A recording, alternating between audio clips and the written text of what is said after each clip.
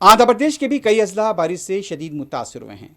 विशाखापट्टनम में 115 से 200 मिलीमीटर तक की बारिश रिकॉर्ड हुई है। आंध्र प्रदेश के विशाखापट्टनम और विजयनगरम में मजीद बारिश की पेशकयासी की गई है। तेलुगु रियासतों में गुज़िश्ता एक हफ्ते से बारिश की सूरत हाल ऐसी है और ये बताया जाता है कि आंध्र प्रदेश के भी कई ज़खायर आब लबरेज हुए हैं। आबी प्रोजेक्ट्स में भी पानी का तेज़ बहाव देखा गया है। तो आंध्र प्रदेश के खासतौर पर विजयनगरम और विशाखापट्टनम से जो खबरें मिल रही हैं, आवाम को बारिश की वजह से काफ़ी मुश्किलात का भी सामना करना पड़ रहा है।